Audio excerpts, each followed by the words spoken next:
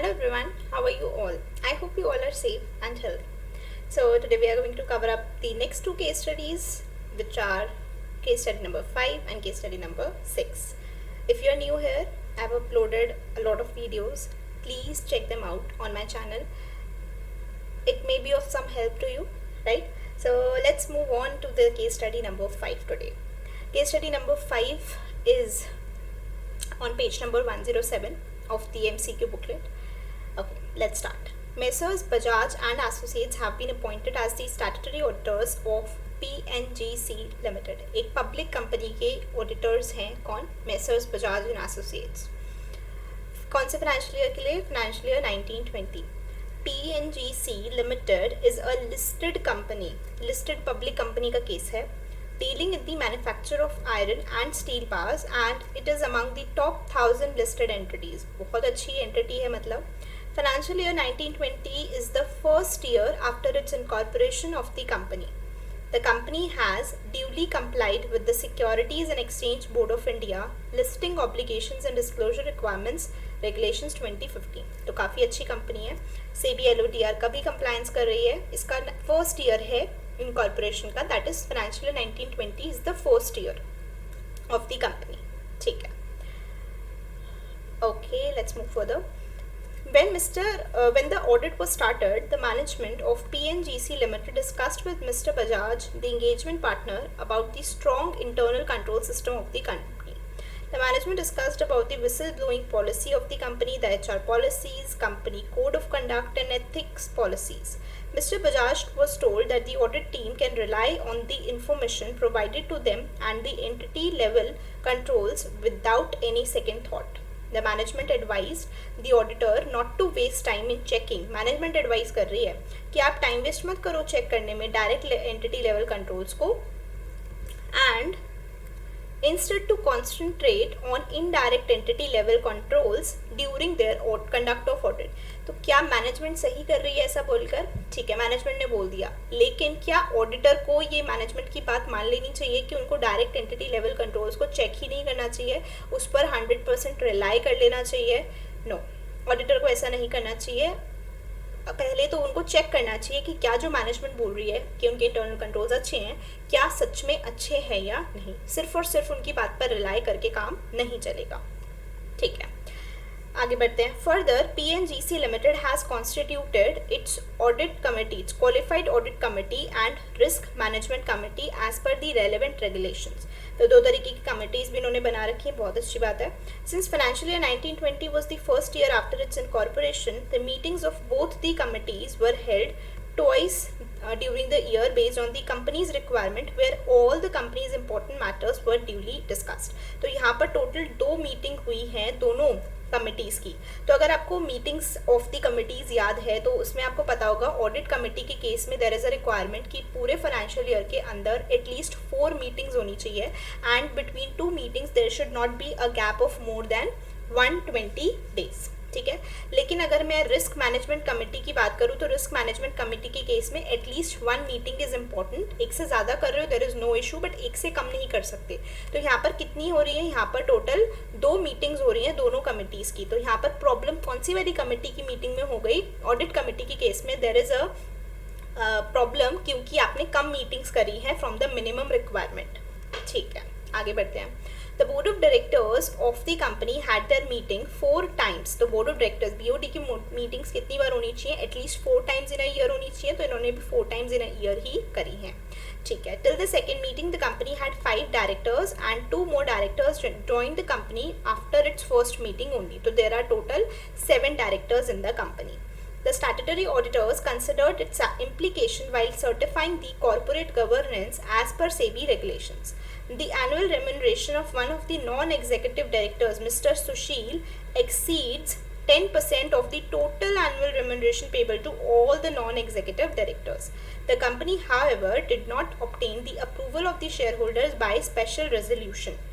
अच्छा, इस केस की अगर मैं बात करूँ तो यहाँ पर अगर आपको पता होगा कि अगर कोई नॉन एग्जीक्यूटिव डायरेक्टर है तो नॉन एग्जीक्यूटिव डायरेक्टर को आप रेम्यूनरेशन जो पे कर रहे हो अगर वो रेम्यूनरेशन एक्सीड करता है 50% of the total annual remuneration payable to all the non executive directors, then in that case a special resolution is required to be passed. But यहाँ पर कितना एक्सीड कर रहा था, यहाँ पर सिर्फ और सिर्फ 10% एक्सीड कर रहा था. तो even though the special resolution has not been passed, there is no issue in that. ठीक है, स्पेशल रेजोल्यूशन की रिक्वायरमेंट तब आती है जब यहाँ पर 50% होता है ना. चल आगे बढ़ते हैं. Also, the auditors found that one of the independent directors, Messrs. Rupali, is already the independent director in 7 other entities. Out of the 7 entities, equity shares of 4 entities are listed on the stock exchange. तो 7 में से 4 listed entities हैं और बाकी की 3 listed नहीं है. इसमें इंडिपेंडेंट डायरेक्टर है मिस रूपाली, सब में इंडिपेंडेंट डायरेक्टर है. Further, while conducting the audit, the auditor found that the management discussion and analysis report is a part of director's report with respect to non-financial information like industry structure and development, opportunities and threats. The auditor was asked by the management to verify those particular facts and to comment on the same. तो if you know, हमने पढ़ा है कि जो management discussion and analysis report होती है, इसको कौन रिव्यू करता है, इसको ऑडिट कमेटी रिव्यू करती है. अब ऑडिट कमेटी ने रिव्यू किया है या नहीं, ये चीज़ ऑडिटर चेक करता है कि क्या management discussion and analysis report को रिव्यू किया गया है या नहीं. तो बेसिकली ऑडिटर का काम सिर्फ और सिर्फ लिमिटेड है to review the report, but not to verify whether the facts are correct और नॉट. ना ही उस पर कोई कॉमेंट देने की ज़रूरत होती है ऑडिटर को. तो यहाँ पर मैनेजमेंट जो कह रही है वो बिल्कुल भी सही बात नहीं है. आगे बढ़ते हैं. Since financial year 1920 is the first year after incorporation of PNGC Limited, the company is in the process of exploring the market and venturing towards its expansion plans. The management will be approaching the banks for the purpose of raising funds for its projects. The management accordingly requested the auditor to mention in their audit report or compliance certificate about the entity's future viability. अरे वाह, management तो बहुत ही बेकार है यहाँ पे. पहले कहती है इंटरनल कंट्रोल पर भरोसा कर लो, बिल्कुल सही है. फिर कहती है कि वेरीफाई कर दो हमारी management discussion and analysis report को.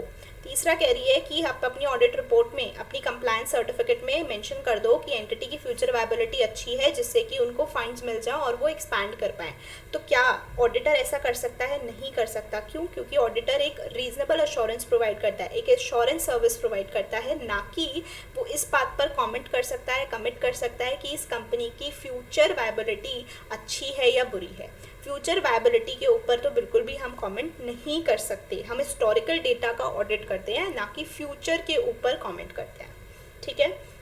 Further, in one of the meetings of audit committee conducted during the financial year 1920, the internal control system and the auditor's report of PNGC Limited were discussed.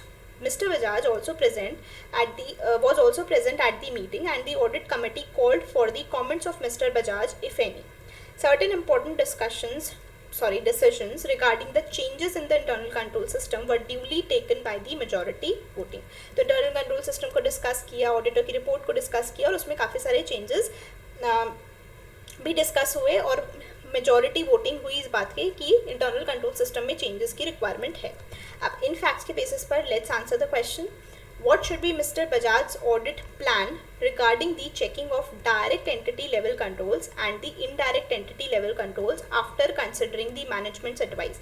तो management ने advice किया था कि आप direct entity level controls पर भरोसा कर लो क्योंकि वो बहुत अच्छे हैं, सिर्फ और सिर्फ फोकस करो इनडायरेक्ट एंटिटी लेवल कंट्रोल्स पर क्या एज एन ऑडिटर मुझे ऐसा करना चाहिए? बिल्कुल नहीं करना चाहिए. मुझे दोनों तरीके के कंट्रोल्स को चेक करना पड़ेगा एंड देखना पड़ेगा कि क्या मैं उन पर रिलाई कर सकती हूँ या नहीं. Let's see the options क्या क्या है. First option है Mr. Bajaj should check indirect entity level controls in detail and he can skip checking the direct entity level controls as the company has a strong internal control system. No, we cannot do that. Mr. Bajaj should check the direct entity level controls in detail and he can skip checking of indirect entity level controls as the company has strong internal control system. No. आप ऐसे कैसे कह सकते हो कि जो direct entity वालों को उसको चेक कर लो डायरेक्टली, मतलब थोड़ी डिटेल में, और इनडायरेक्ट वाले सही होंगे? नहीं, दोनों ही एक तरीके के एंटिटी लेवल कंट्रोल्स है, इंटरनल कंट्रोल्स है, दोनों को ही हमें चेक करने की रिक्वायरमेंट है. Mr. Bajaj should evaluate and understand both direct and indirect entity level controls and should accordingly decide the nature, timing and extent of the audit procedures. बिल्कुल सही बात है, दोनों को ही करना चाहिए, हम भी तब से यही कह रहे हैं. नेक्स्ट पॉइंट भी देख लेते हैं. Mr. Bajaj should check the indirect level entity level controls in detail as it relates to the business process and account balance and contribute indirectly to the effective operation of direct ELC. Thus, he can skip the checking. No, this is not correct. The correct answer is option C. Let's move on to the next question. Is the company justified in holding meeting of its audited committee?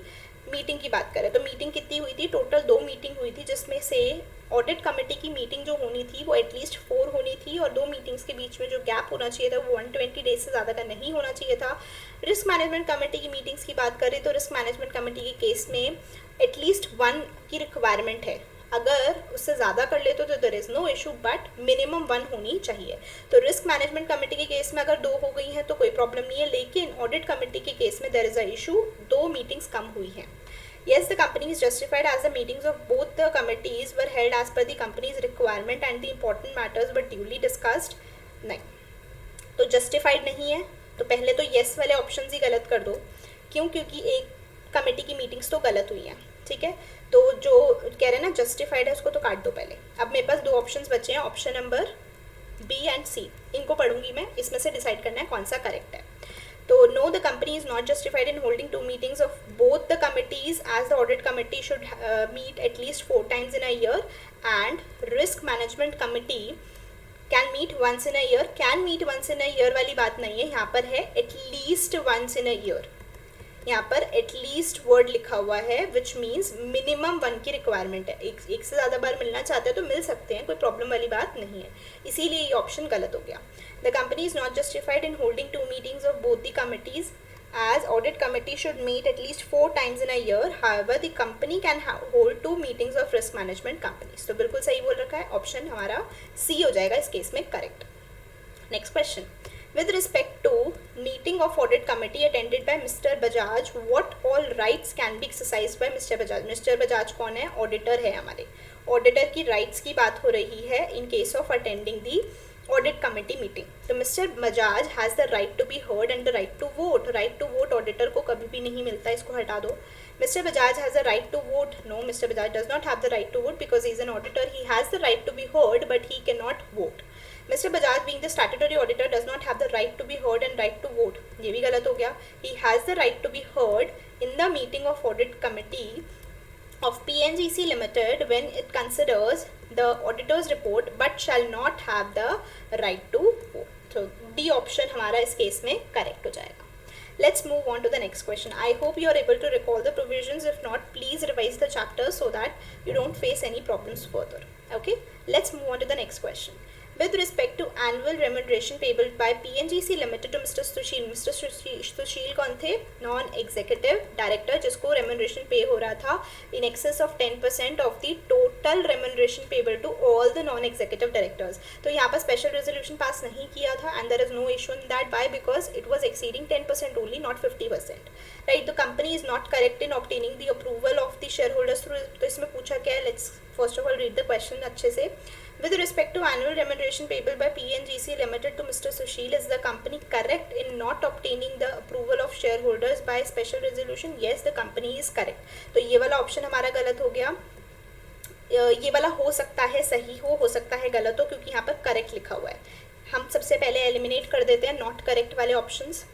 तो okay, एक ही option था जो not correct दिया हुआ था, बाकी सारे correct they रखे हैं. तो रीजनिंग पर फोकस करना है. The company is correct in not obtaining the approval of the shareholders through special resolution as no such approval is required in this case. बिल्कुल सही बोल रहे हैं, इस केस में अप्रूवल रिक्वायर्ड नहीं था. रीजनिंग ये है 50% से एक्सीड करता तो स्पेशल रेजोल्यूशन रिक्वायर्ड होता. Let's read the option C as well. Correct है in not obtaining the approval though through special resolution as no such approval is required irrespective of the amount of annual salary payable to Mr. Sushil as a percentage. No, 50% वाली बात है, ऐसा नहीं है कि कुछ भी पे कर सकते हो. No, this was not given. Next, company is correct in not obtaining the approval of the shareholders through special resolution as the salary payable to directors is a matter of concern to be discussed among all the directors. Shareholders are concerned with financial position. नहीं, ऐसा नहीं है. So the answer is B option. ठीक है, let's move on to the next question. What is the responsibility of Messrs. Bajaj and Associates, that is the auditors, so far as the management discussion and analysis report of PNGC Limited is concerned? तो management discussion and analysis report को वो सिर्फ और सिर्फ review करेंगे, उनको verify और comment करने की ज़रूरत नहीं है regarding the facts being mentioned in this report. Messrs. Bajaj and Associates should verify and comment? No, they should not verify and comment. Messrs. Bajaj and Associates should verify? No, they should not verify. Next आ जाता है, Messrs. Bajaj and Associates is required to review the compliance with the disclosure requirement and need not verify the facts related to non-financial information relating or reflecting in the, हाँ बिल्कुल ठीक बोल रहे हैं कि हमें वेरीफाई करने की ज़रूरत नहीं है, हमें रिव्यू करने की ज़रूरत है, तो रिव्यू वाली चीज़ हमारी सही है. Messrs. Bajaj and Associates can verify the compliance, we will not verify. So C is the correct option in case of question number 5. What should Messrs. Bajaj and Associates do with respect to management's request to the auditor regarding mentioning the company's future viability? ये तो हम बिल्कुल भी नहीं करने वाले. हम assurance provide करते हैं, हम रीजनेबल एश्योरेंस प्रोवाइड करते हैं, एब्सोल्यूट तो वहाँ भी नहीं करते. हम पास्ट इन्फॉर्मेशन पर भी 100% एश्योरेंस नहीं देते, तो हम फ्यूचर वायबिलिटी पर तो कमेंट ही नहीं कर सकते, है ना. तो यहाँ पर आ जाते हैं, Messrs. Bajaj and Associates can mention about the companies future viability? बिल्कुल नहीं. Can mention? बिल्कुल नहीं. कैन नॉट मेंशन, हाँ यहाँ पर भी कैन मेंशन दे रखा है, तो ये भी नहीं आएगा. तो सही आंसर ऑटोमेटिकली आपका सी होगा. देखो बिना पढ़े आपका आंसर सिलेक्ट हो गया. Why? Because your concepts were clear. फिर भी पढ़ लेते हैं. Messrs. Bajaj and Associates cannot mention about the company's future viability in the compliance certificate या फिर अपनी रिपोर्ट के अंदर, as both the documents are not assurance as to the future viability, बल्कि वो past information पर based historical information पर assurance की बातें करते हैं. ठीक है, let's move on to the next question. Oh, the questions are complete. 5th case study is done. Let's move on to the next case study number 6. I hope आपको case study number 5 अच्छे से समझ आई है. नहीं आई, कहीं पर भी अटक रहे हो, प्लीज़ मार्क दैट पॉइंट. उसको फिर से समझने की कोशिश करो. नहीं आ रहा, कॉन्टेक्स्ट रीड करने की कोशिश करो. प्रोविजंस को एक बारी से फिर से रिवाइज कर लो. Okay, let's move further. Sarvodaya Limited is the public company engaged in the business of manufacturing of tires. The company had turnover of 300 crores during the financial year 1920. तो कौन से ईयर का ऑडिट हो रहा है? 1920 का. Messrs. Sita, Geeta and Associates have been appointed as the statutory auditors of the company for the financial year 1920. This audit firm has also been the tax auditor of the company for so many years. Since financial year 1718, it has been the tax auditor of the company, and it continues to be the tax auditor for the financial year 1920 as well. So it is the tax auditors as well as the statutory auditor of this company. During the course of audit, Messrs. Sita and Geeta Associates received a notice from the company. Notice मिला company से regarding the general meeting to be held to discuss the prospective merger and acquisition by the company. The engagement partner CA Sita decided not to attend the same by herself and to send CA Rohan, another partner working with her in the firm, having COP and recently joined the firm, to attend the same as authorized representative. Also, she understood that there is no such obligation on them to attend the meeting, though they have a right to receive such notice. Further, the auditor came across a fraud whereby accounts of the officer.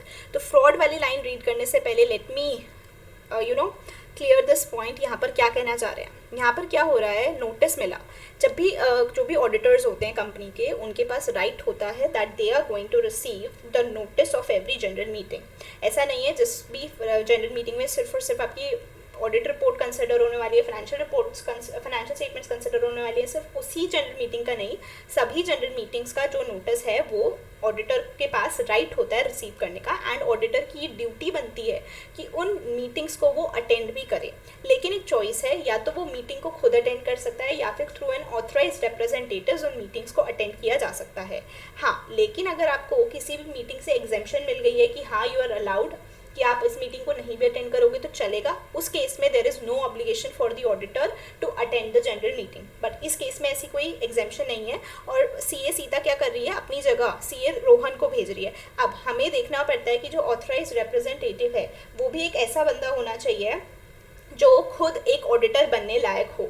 अगर वो बंदा auditor बनने लायक नहीं है तो उस case में हम उसको ऑथराइज रिप्रेजेंटेटिव नहीं मान सकते और वो एलिजिबल ऑथराइज रिप्रेजेंटेटिव नहीं माना जाएगा to attend the general meeting. But यहाँ पर अगर हम सारी चीज़ें देखें तो CA रोहन एक पार्टनर है, COP है, तो क्या वो ऑडिटर बन सकता है? डेफिनेटली वो ऑडिटर बन सकता था। तो he is in the capacity to become the authorise representative of CA Sita to attend the general meeting. ठीक है, यहाँ पे नो प्रॉब्लम। लेकिन यहाँ पे CA सीता ने एक बात गलत कही। उसने बोला कि हमारी कोई भी ऐसी ऑब्लिगेशन नहीं थी, हमारे पास राइट तो था नोटिस रिसीव करने का, लेकिन there was no obligation for us to attend the general meeting. No, she is not right in this case. It is the duty of the auditor to attend the general meeting unless and until वहाँ पर कोई exemption है। ठीक है, चलो आगे बढ़ जाते हैं। Further, the auditor came across a fraud whereby an accounts officer of Sarvodaya Limited has made unauthorized payments amounting to 80 lakh rupees। 80 lakh rupees की बोगस चेक्स इशू करके unauthorized payments की गई हैं। किसने की है? Accounts officer, employee of the company ने।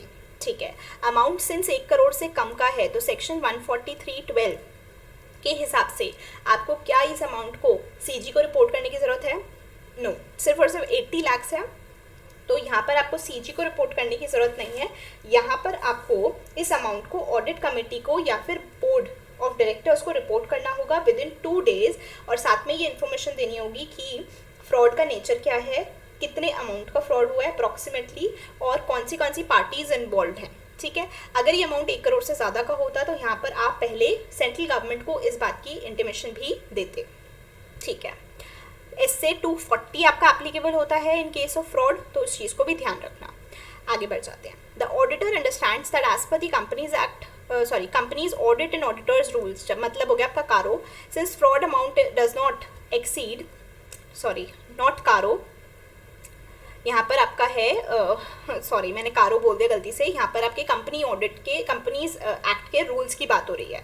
ठीक है, तो यहाँ पर कंपनी ऑडिट के रूल्स में आपका ये मेंशन करा हुआ है कि क्योंकि अमाउंट 1 करोड़ से एक्सीड नहीं होता तो reporting is not to be done to the central government and only the company is bound to disclose such form in the fraud in the board's report. Board's report में तो disclose करोगे, but उससे पहले आपको audit committee या फिर board of directors को भी रिपोर्ट करना है as an auditor within 2 days. ठीक है, further during the financial year 17-18 Sarvodaya Limited acquired 5 companies out of which 2 were foreign companies। तो 5 कंपनी एक्वायर की हैं जिसमें से 2 आपकी फॉरेन कंपनीज हैं और बाकी की आपकी कौन सी कंपनीज हैं? अदर कंपनीज हैं, Indian companies basically.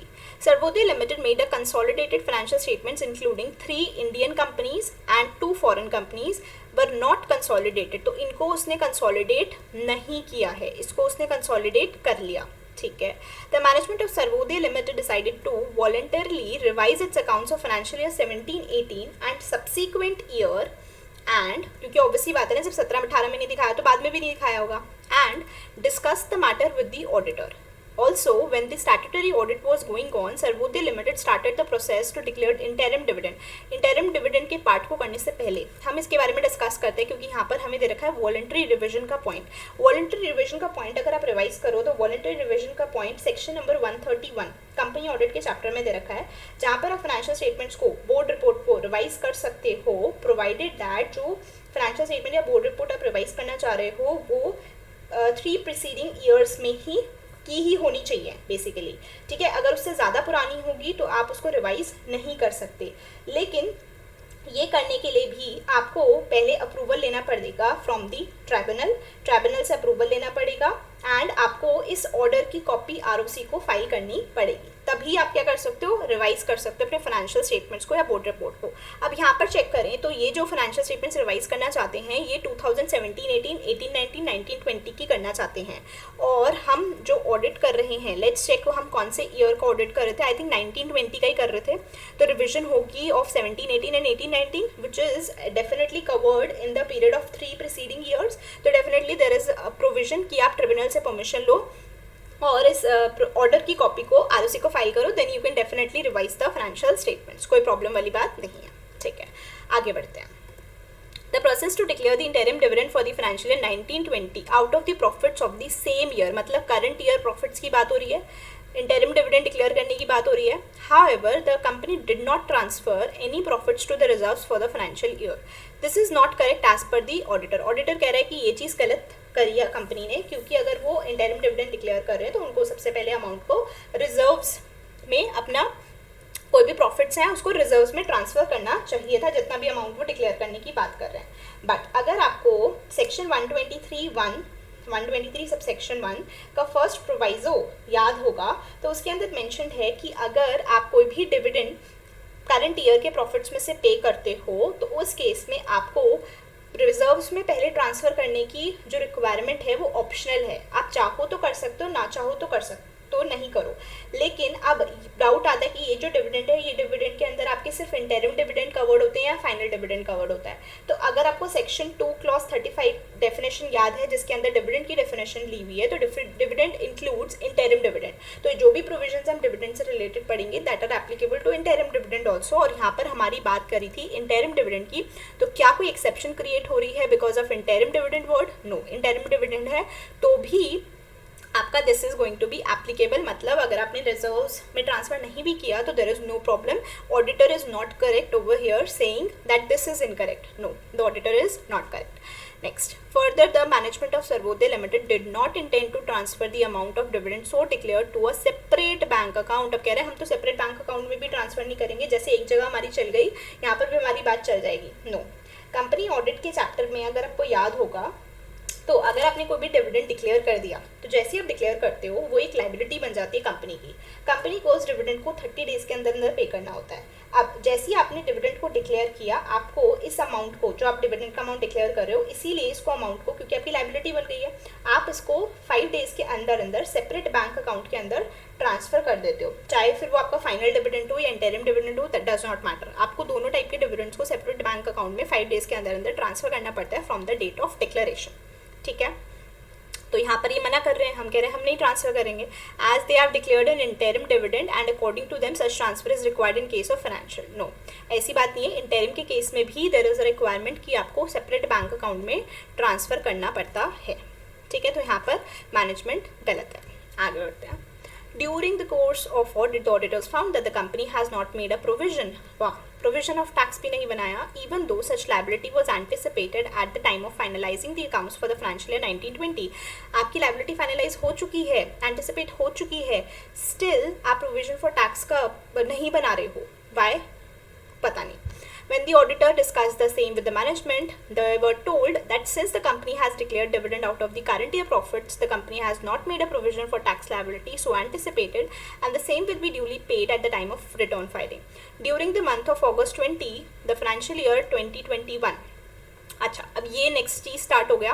उससे पहले मैं इस वाले पॉइंट को क्लियर करना चाहती हूँ. अब इधर ये क्या कह रहे हैं कि हमने ना अभी करंट ईयर के प्रॉफिट्स में से डिविडेंड डिक्लेयर करें और जो भी टैक्स लायबिलिटी बनेगी ना हम वो रिटर्न फाइल करते वक्त पे कर देंगे, इसीलिए हमें 31 मार्च को प्रोविजनिंग क्रिएट करने की जरूरत नहीं है. तो क्या ऐसा चलेगा? क्या नहीं. 31 मार्च को तो आपकी वो लायबिलिटी ही थी ना. 31 मार्च 2020 को तो आपने उसको पे नहीं किया था, आप रिटर्न फाइल करते हुए उसको पे करोगे which will be in the next year. तो डेफिनेटली प्रोविजन फॉर टैक्स आपको बनाने की जरूरत थी. तो यहाँ पर मैनेजमेंट बिल्कुल गलत है. ठीक है. आगे बढ़ते हैं. During the month of August 2020, that is financial year 2021, next year की बात कर रहे हैं, company sold tires to a two-wheeler manufacturer, namely Super X Limited, valuing 10 lakhs at arm's length price. Arms length price पर एक transaction हुई है. ठीक है. एमडीएस बैंक, एक बैंक ने गारंटी दी है सर्वोदय लिमिटेड को फॉर सुपर एक्स लिमिटेड. तो ये हमारी सुपर एक्स लिमिटेड है, ये हमारी सर्वोदय लिमिटेड है. सर्वोदय लिमिटेड ने क्या किया है? टायर्स बेचे हैं. तो इसने एक सेल ट्रांजैक्शन करी है और इसके बिहाफ पर एक बैंक ने गारंटी दी है. तो यहाँ पर bank is giving the guarantee on behalf of X to Sarvodaya limited. ठीक है. Okay. The branch manager of MDS bank limited is mister Shyam, son of CA Sita. तो ऑडिटर का रिलेटिव क्या है? ब्रांच मैनेजर है. ठीक है. दिस में attract disqualifications of Messrs Sita Geeta and associates as statutory auditors for the next financial year, that is financial year 2021. Let's take a 2 minutes break and I'll be back with the questions. Okay, so let's continue with the case study. अब questions एक बारी करते हैं, पता चल जाएगा कि क्या क्या पूछा हुआ, इस हिसाब से इंटरप्रेट करते रहेंगे. Based on the facts of the following, answer the following. Whether the understanding of CA Sita regarding their right and duty to attend the general meeting is correct? No. हमने देखा था कि उसने right तो सही बोला था कि उसकी right है कि उसको नोटिस मिलेगा, लेकिन उसने ड्यूटी पर कमेंट गलत किया था. उसने बोला था कि उसकी कोई ड्यूटी नहीं है जनरल मीटिंग्स को अटेंड करने की, तो यहाँ पर वो गलत थी. Further is she correct not attending the general meeting by herself and sending Rohan, तो यहाँ पर कोई प्रॉब्लम नहीं थी, सिर्फ और सिर्फ ड्यूटीज़ के केस में प्रॉब्लम थी. तो यहाँ पर अगर देखें तो miss Sita is correct as the auditors have the right to receive the notice of every general meeting, however they are not under any obligation to compulsorily attend. No, यहाँ पर गलत हो गया. Miss Sita is not correct as the auditors have the right to receive notice of every general meeting. Also, it is their duty to attend such meetings. यहाँ तक सही चल रहा है अभी तक. Further, she is not correct in sending CA Rohan. तो यहाँ पर गलत हो गया क्योंकि CA Rohan was eligible to attend the general meeting. Why? Because he is eligible to be a or qualified to be a auditor of the company. तो इस case में वो definitely authorized representative बन सकता था. तो यहाँ पर भी पढ़ने की जरूरत नहीं आगे. Next. Miss Sita is not correct as though the auditors have a right to receive the notice of every general meeting. They also have the duty. यहाँ तक बिल्कुल सही है. Further, she is correct in sending Mr. Rohan. तो बिल्कुल सही लग रहा है ये वाला आंसर हमें. फिर भी डी पार्ट एक बार पढ़ लेते हैं. करेक्ट तो वो थी नहीं, इसीलिए ये ऑप्शन गलत हो जाएगा. ठीक है, तो correct option is C. Next question. With respect to fraud committed by the accounts officer, fraud की बात हो रही है, SC 240 या फिर 143 subsection 12. Is there any reporting requirement apart from disclosures in the board's report? तो यहाँ पर रिपोर्टिंग रिक्वायरमेंट है, ऑडिटर को रिपोर्ट करना होगा टू द ऑडिट कमिटी या फिर board of directors within 2 days. क्या क्या चीज़ें? नेचर ऑफ फ्रॉड, अमाउंट कितना इन्वॉल्व है approximately, and the parties involve. ठीक है, तो यहाँ पर आपको रिपोर्ट करना पड़ेगा बोर्ड ऑफ डायरेक्टर्स को या फिर सेंट्रल गवर्नमेंट को. सेंट्रल गवर्नमेंट को कब करना पड़ता है? जब 1 करोड़ से ज़्यादा हो. यहाँ पर तो जो अमाउंट था वो सिर्फ और सिर्फ 80 lakhs का था. So should report the fraud to the audit committee या फिर board of directors within 2 days. तो डेफिनेटली ये चीज़ सही है. बाकी सारी चीज़ें यहाँ सेंट्रल गवर्नमेंट को तो करने की ज़रूरत ही नहीं है, तो इसीलिए ऑप्शंस आपके गलत हो जाएंगे. तो सीधा सीधा आपका ऑप्शन बी इसमें करेक्ट हो रहा है. ठीक है, आगे बढ़ते. Next question. What should CA Sita advise the management regarding the voluntary revision of financial statements? So voluntary revision की मैंने बात बताई दी थी आपको कि वो कर सकते हैं, क्योंकि 3 preceding financial years ही हैं जिनका voluntary revision करने की बात हो रही है. बस कंडीशन ये है कि ट्रिब्यूनल से आपको परमिशन लेनी पड़ेगी और उस ऑर्डर की कॉपी ROC को सबमिट करनी पड़ेगी. Let's check which option is correct. The management of Sarvodaya Limited can revise the, तो can revise, ठीक है, after obtaining the approval of the tribunal and the order passed by the tribunal shall be filed with the registrar. बिल्कुल सही लिखा हुआ है, तो A option ही सही लग रहा है फिलहाल. तो फिर भी पढ़ लेते हैं. मैनेजमेंट ऑफ सर्वोदय लिमिटेड के नॉट रिवाइज, तो ये ऑप्शन गलत हो गया. कैन रिवाइज, के नॉट रिवाइज, तो के नॉट रिवाइज तो बिल्कुल गलत है. Can revise the financial statements after obtaining approval from the ministry? No, we don't have to take the approval from the ministry but from the tribunal. ठीक है, let's move on to the next question. With respect to revision of financial statements for financial year 17-18 and subsequent year, can Messer Sita and Geeta Associates revise the corresponding tax audit report? Yes. Tax audit report obviously बात है revise होगी, क्योंकि जब आपने tax audit report issue करी थी that was on the basis of the financial statements which were filed earlier. Now they have been revised. So definitely you have the option to revise the tax audit report for those years also. तो जहाँ पर भी cannot be revised लिखा है, पहले तो उसको ही काट दो. cannot revise काट दो. एंड कैन रिवाइज, अभी 2 ऑप्शंस कैन रिवाइज के हैं, तो इसमें से एक आंसर सही होगा. लेट्स सी क्या दिया हुआ है.